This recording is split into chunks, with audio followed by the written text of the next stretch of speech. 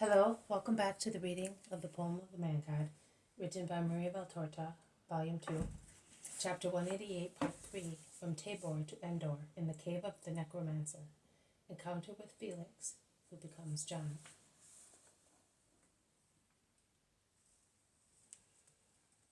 They come out of the ruins, and they begin to descend the path they had walked up previously.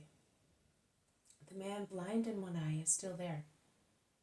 "Are you still here?" asks Jesus, pretending that he does not notice that his face is flushed because of the many tears he has shed. "Yes, I am still here. I will follow you if you allow me. I have something to tell you." "Come with me then. What do you want to tell me?" "Jesus, I find that to have the strength to speak and to work the holy magic of changing myself, of conjuring up my dead soul, as the necromancer evoked Samuel for Saul, I must pronounce your name, which is as sweet as your eyes and as holy as your voice. You have given me a new life, but it lacks form and energy, like the life of a newborn baby after a difficult birth. It still struggles in the grip of wicked old habits. Help me to come out of my death. Yes, my friend. I have realized that there is still a little humanity in my heart. I'm not entirely a beast, and I can still love and be loved, forgive and be forgiven. Your love, which is forgiveness, has taught me. Is it not so? Yes, my friend. Then take me with you. I was Felix. What an irony. But give me a new name.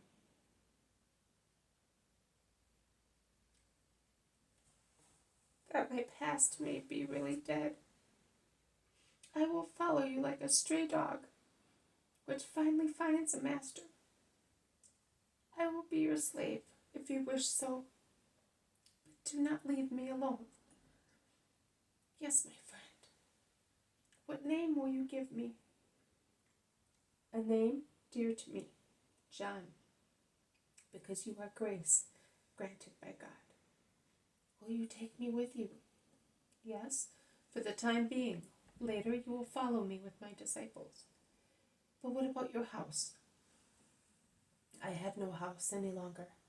I will leave what I have to the poor. Just give me love and bread.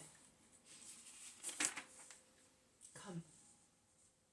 Jesus turns round and calls his apostles. I thank you, my friends, and you in particular, Judas. Through you, Judas, through you all, a soul is coming to God. Here is a new disciple. He is coming with us until we can entrust him to our brother disciples. Be happy because you have found a heart, and bless God with me. But the 12 do not really look very happy, but out of obedience and kindness they welcome him. If you do not mind, I will go ahead. You will find me at the door of my house. Yes, go. The man runs away. He seems another man. And now that we are by ourselves, I order you, and this is an order, to be kind to him and not to mention his past to anybody. I will immediately reject anyone who should speak or be uncharitable to our redeemed brother. Is that clear? And see how good the Lord is? We came here for a human purpose, and he allows us to go away after achieving a supernatural deed. Oh, I rejoice because of the joy now in heaven for the new convert. They reach the house. The man is there on the threshold, wearing a clean dark tunic and a mantle to match it, a pair of new sandals, and carrying a large haversack on his shoulder. He closes the door, and then, what is strange in a man who might be considered hard-hearted, he takes a white hen, perhaps his pet, which squats tamely in his hands. He kisses it, weeping, and lays it down. Let us go, and forgive me, but my chicken always loved me. I used to speak to them, and they understood me. understand you too, and I love you so much. I will give you all the love that the world denied you in 35 years. Oh, I know, I can feel it. That is why I am coming. But be indulgent to a man who loves an animal which has been more faithful to him than men. Yes, forget your past. You will have so much to do. And experienced as you are, you will do it very well, Simon. Simon, come here, and you too, Matthew. See? This man was more than a prisoner, he was a leper. And this one, a sinner. And they are very dear to me, because they know how to understand poor hearts. Is that right? Thanks to your goodness, my lord.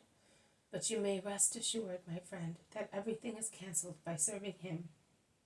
Only peace remains, says the zealot. Yes, peace and a new youth take over from old vices and hatred. I was a tax collector. Now I am an apostle. The world is in front of us, and we know all about it. We are not absent-minded children who pass near the harmful fruit and the bending plant and do not see facts. We know. We can avoid evil and teach other people how to avoid it. And we can straighten up those who bend, because we know what a relief it is to be supported. And we know who supports him, says Matthew. That's true, quite true. You will help me. Thank you. I feel as if I were passing from a dark, foul-smelling place to the open in a flowery meadow. I felt something similar when I came out at long last free, after 20 years of imprisonment and brutal work in the mines in Anatolia. And I found myself. I escaped one stormy evening on the top of a wild mountain, but in the open, in a place full of sunshine at dawn and covered with scented woods. Freedom. But now it is better. Everything is more sublime. I had not been in chains for 15 years, but hatred, fear, and solitude were still like chains to me. But now they have been shaken off. Here we are at the house of the old man who brought you to me. Man. The old man rushes towards them and is dumbfounded, seeing the fellow blind, in one eye, clean, wearing new clothes and smiling. Here, take this. It's the key of my house. I am going away for good. I am grateful to you because you are my benefactor. You have given me a family. Do what you like with my property, and look after my chicken. Treat them well. A Roman comes every Sabbath and buys eggs. You will make a profit. Take care of my little hens, and may God reward you for it. The old man is astonished. He takes the key and stands open-mouthed. Jesus says, yes, do as he told you, and I will be grateful to you too. I bless you in the name of Jesus. The Nazarene, you, mercy.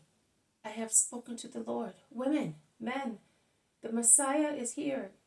He screams like an eagle, and people rush from everywhere. Bless us, they shout.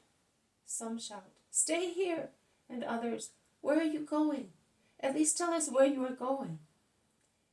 To Nain, I cannot stay. We will follow you, do you mind? Come. Peace and blessing to those who remain here. They go towards the main road and take it.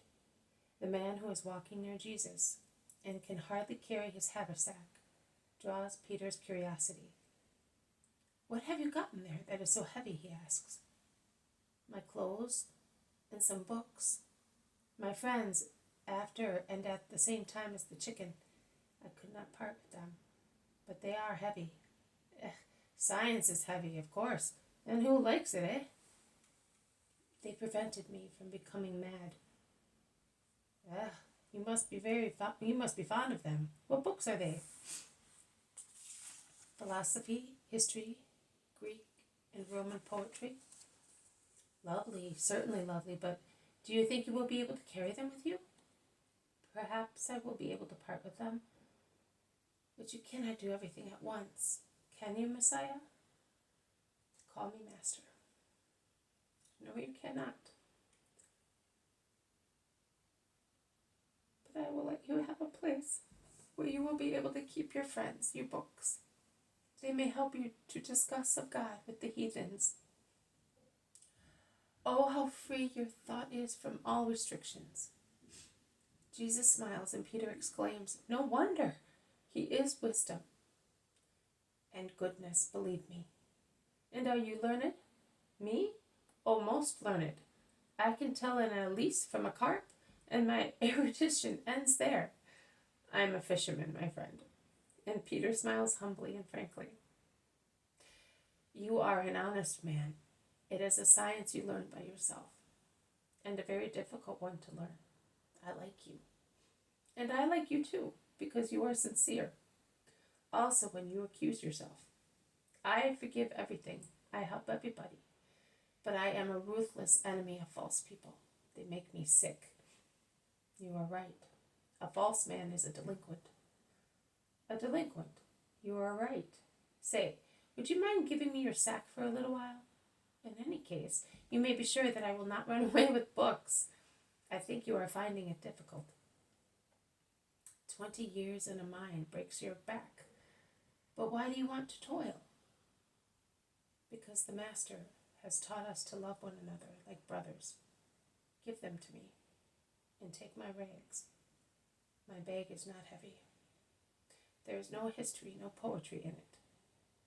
My history, my poetry, and the other thing you mentioned is He, my Jesus, our Jesus.